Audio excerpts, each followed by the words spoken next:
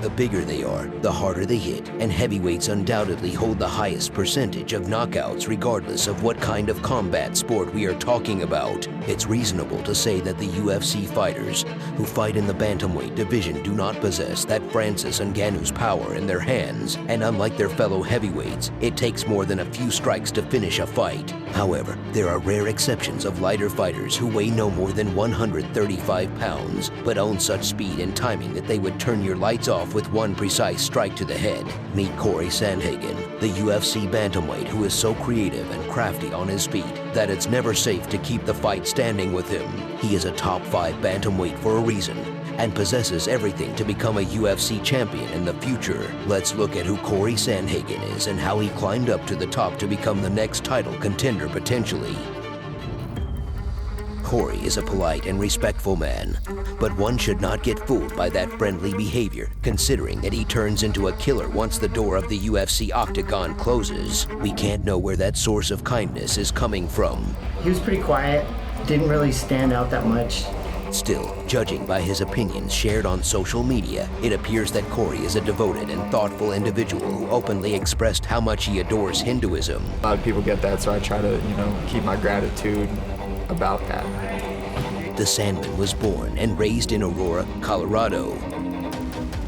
He attended Smoky Hill High School, where he was part of the school basketball team. Basketball was the first sport that made Sandhagen develop good footwork and sudden moves that would later help him in his MMA career. He is not only an elite fighter who knocks people out unconscious, but an educated individual with a psychology degree from the University of Colorado Boulder. He used to work part-time at a children's trauma center and teaches mixed martial arts at High Altitude Martial Arts in Aurora, Colorado. I want to be champ, so I spent the last year really hammering that down. If you look at Cory's physical appearance, you'll notice that he enjoys getting tattoos. Thankfully, he was not born and raised in Eastern Europe, where there is an old stereotype about people who rep tattoos being thugs and gangsters. Even though basketball used to be his favorite sport in the past, as he grew older, he developed an interest in combat sports and would transition to kickboxing at first and switch to MMA later. I think Cory is the best in the world, A lot of people don't really realize how good he is. The Sandman enjoyed a relatively successful kickboxing career, winning multiple WKA titles. However, no other combat sport comes even close to MMA. Judging by the different ways and varieties of one can finish a fight, driven by the excitement of the more spectacular sport, Cory would transition to MMA and win the first 5 fights before signing with the MMA promotion Legacy Fighting Alliance. Considering his early kickboxing career, he was already a forged fighter, so he didn't have much trouble dealing with the opponents in the striking department. Fires off with the punches, Riley trying to keep himself upright. Wow. However, Cory's debut with this promotion will be ruined by Jamal Emmers, who won against the Sandman on the scorecards. Emmers will also become a UFC fighter in the future, and if he climbs to the top as Cory did, we might see a possible rematch between the two. The loss by Emmers was not a heartbreaking moment for the Sandman, but a learning experience. Thanks to this loss, he would work on his self-development and become a better fighter. He would sharpen his skills and knock the 2 of his next opponents out in the first round. The 2 unlucky names on that list were Luis Antonio Lobo Gabinio. He hurt him with the body shots. And that's gonna do it! And Jose Aguayo. Oh, he hurt him with that. On his back, Sandhagen dropping elbows! Having a record of 7-1 at this point, finishing the last 2 of his opponents were enough reasons for the UFC to sign Sandhagen. He has that desire to win, like almost an obsession of winning. Sandhagen made his UFC debut on January 27, 2018 against Austin Arnett. He is making his octagon debut! The Golden Boy will be no match for the Sandman, who displayed a stunning performance and won that fight in the second round via TKO. Knees to the head for good measure. Arnett goes down. In the second UFC appearance, Cory will face the very dangerous finisher Yuri Alcantara, a Brazilian Jiu-Jitsu black belt, and as dangerous on the ground as on the feet. The Brazilian fighter was coming out of a brilliant finish against Joe Soto, and he entered this fight with high confidence. Stop the fight! Not yet! Fire! Did he call it? He However, that won't be enough, and this time he will be the one experiencing the taste of defeat. Continues to rain down. He's mad now. Losing to Cory via second-round TKO. Cantona early in the second. Now to Sandhagen, goes high amplitude, and that is it. In the next bout, Sandhagen will face the then undefeated prospect, Mario Bautista. This was a fight in which the Sandman showed the UFC community that he was not only a knockout artist, but also a dangerous fighter on the ground. And now Cory trying to close the show. Bautista covering up. Submitting the American via armbar. And when a guy keeps throwing him at you like that, right, he's going to get it eventually. It's over. Now his opponents knew that taking Cory down doesn't necessarily mean he won't finish you from that position. After displaying 3 spectacular performances in the octagon, the Sandman will face arguably the most formidable challenge in his career up to that point. John Lineker. Lineker is a UFC veteran. He signed with the promotion in 2012, and when he fought Cory, he held an impressive record of 31-8. In a back and forth fight where both fighters gave everything they had in their gas tanks, Sandhagen will edge the Brazilian fighter on the scorecards, winning via split decision. Nice jump knee to the chin. Cory Sandhagen. After this fight, Cory will have another decision victory, this time against Rafael Assunção, a dangerous fighter who, before this bout, beat elite former and current champions like Aljamain Sterling, TJ Dillashaw, and Marlon Moraes. Oh yeah, too much offense, too much for Assunção to try to decipher.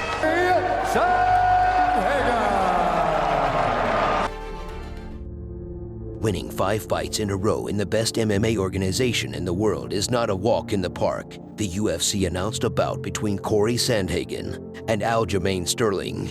Aljamain Sterling slightly favored at -120. He's in the black. Sandhagen is in white. After the announcement, the UFC president Dana White confirmed that whoever wins will fight for the title next. Undefeated UFC fighter, looked fantastic, had great dominating performances, and you just shut everything down. Unfortunately for Cory, Aljo will implement his game plan better, take Sandhagen's back, and submit him on the ground via rear naked choke. Joe, it's over. He's going to sleep. He's gonna go to sleep. Yep, he's going to go to sleep. He's going to tap. The Sandman will need to take a step back, learn what he did wrong in that fight, and work to improve. The thing about Cory is that, similar to how the Saiyan warriors in Dragon Ball Z would get stronger after a defeat, Cory becomes an even greater version of himself after a loss, returning better than ever. He will show that in his next fight against the former champion, Brazilian Jiu-Jitsu, and Muay Thai extraordinaire Marlon Moraes. Moraes is a dangerous fighter, no matter where the fight goes. He could knock you out on the feet or submit you on the ground. Cory is an intelligent fighter, and he knew that his best chance to win was in the stand-up exchange. Sure enough, he kept the fight standing. And in the second round, he threw an incredible spinning wheel kick that knocked Moraes down before finishing him with ground and pound strikes. If this was not a well-deserved performance of the night bonus, I don't know what is. Embarrassing losses that I've ever had. I was able to show up and take out Marlon Moraes. The biggest name that Sandhagen has in his bio is Frankie Edgar. He is a former lightweight champion and one of the best UFC fighters that entered the octagon. Frankie is known for his fluid wrestling and ground and pound. Many thought that this fight could go the same way as Frankie Edgar versus Yair Rodriguez went, a fight where Frankie dismantled the younger fighter with his constant pressure and control on the ground. More adversity in this fight than he has in his entire UFC career combined to this point. Going back to his corner, severely damaged, and really can't see at all out of that left eye. However, Sandhagen would take "I can't let you get close" advice from Chael Sonnen and keep the distance, not letting Frankie shoot for a takedown where he would have the advantage. In a blink of an eye, the Sandman will explode with a jumping knee that would land perfectly on Edgar's chin, knocking him out unconscious in the process. That knockout is a highlight for the ages. Sandhagen with a highlight for the ages. That's a title shot right there. That's how you get it. Dominic Cruz said, one of the fight's commentators, shocked by what he had just witnessed. That's the title shot right there. That's how you get it. You got to give it to him, man. That's how you get the title shot. There's nothing else you can say. The movement. The spinning wheel kick knockout against Moraes and the flying knee against Edgar were a clear message to the bantamweight division that Cory has that killer instinct that could end the fight in a blink of an eye. Instead of getting a title shot, the Sandman will welcome in the octagon the former champion,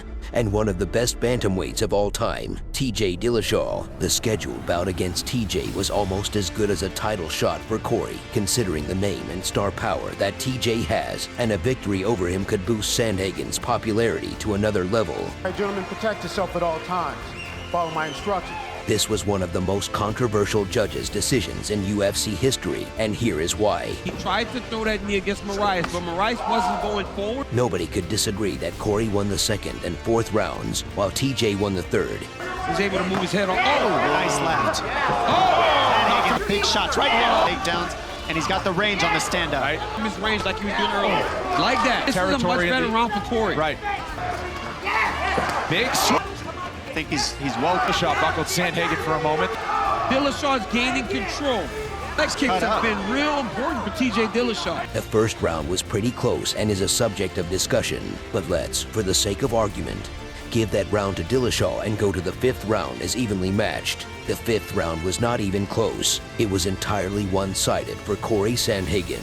The Sandman landed much more significant strikes and did way more damage with medium and heavy strikes. That's why 17 of 23 media outlets scored the fight as a win for Sandhagen, or as fans call it, robbery. Swinging to the final horn. Sandhagen thinks he got one on him there, and they go the distance. TJ Dillashaw! On October 30th, 2021, Cory faced the former champion Petr Yan, who had just lost his title by a controversial disqualification. Sandhagen was a late replacement for Aljamain Sterling, who pulled out of that fight due to injury. The Sandman fought a great fight that would grant him the Fight of the Night bonus.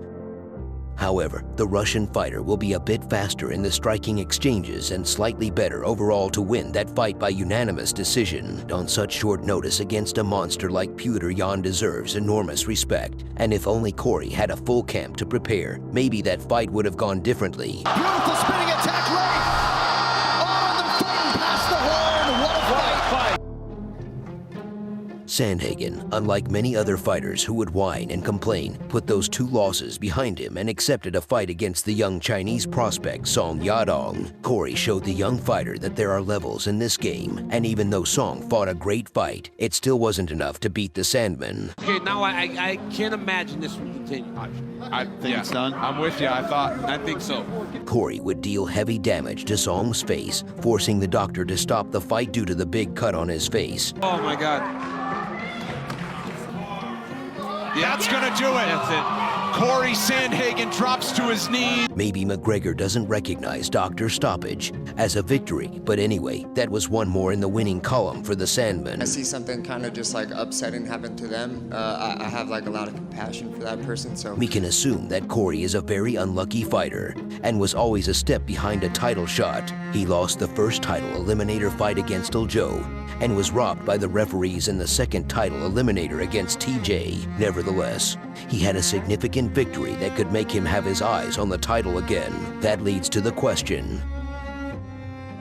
On February 18, 2023, the Sandman is scheduled to face the very dangerous finisher Marlon Chito Vera. Both guys possess the same killer instinct that could end the fight. This will be a high-level fight that could go either way. Sandhagen is more active and throws more combinations. Chito, on the other hand, is a great counter-striker who will try to block Cory's combos and when possible counter them with a lethal strike that could knock Sandhagen out. The scary thing about Chito is that he is somewhat reserved but so precise and calculated with his strikes, making him one of the scariest finishers in this division.